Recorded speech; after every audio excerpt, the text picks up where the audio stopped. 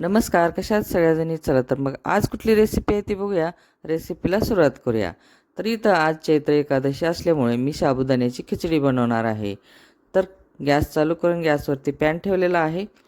पॅनमध्ये शेंगदाणे टाकलेले आहेत, कारण आता आपणाला साबुदाण्याची खिचडी म्हटल्यानंतर आपणाला दाण्याचं कूट लागतं. तर त्यामुळं मी इथं शेंगदाणे भाजायला घेतलेले आहेत. कारण त्याचबरोबर मी आज इथं शेंगदाण्याचे लाडू पण बनवणार आहे. तर खमंग शेंगदाणे मी इथं भाजून घेतलेले आहेत. तर एका प्लेटमध्ये काढून घेतलेले आहेत. तर बघू शकता इथं मी साबुदाणा भिजत घातलेला होता रात्री. तर हे एकदम छान भिजलेलं आहे. तर लगेचच आपण गॅस चालू करून गॅसवरती कढई ठेवलेली होती. कढईमध्ये तेल ओतून मिरची टाकलेली आहे. आता ते परतून घेऊया. तर इथं मी साल काढून बटाटे ठेवलेले होते पाण्यामध्ये.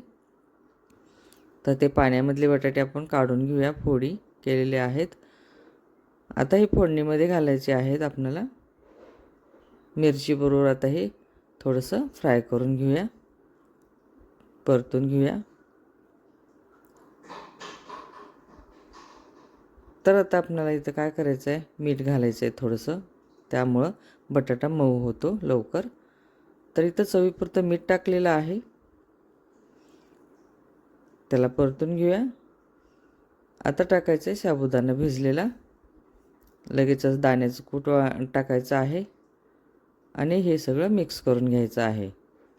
आता झालेलं आहे हे साबुदाण्याची खिचडी. आपण थोडीशी वाफ देऊन घेऊया. परतून घेऊन वाफ काढून घ्यायची आहे. हे बघा, छान झालेली आहे खिचडी, एकदम मोकळी झालेली आहे. आता झाकून ठेवूया थोडंसं. एक 5 मिनटासाठी आपल्याला इथं गॅस बारीक करून वाफवून घ्यायचं आहे.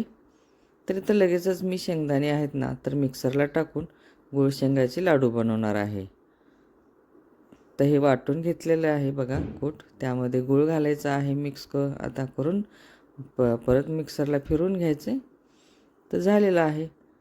तर पटकन ह्याचे लाडू वळून घेऊया.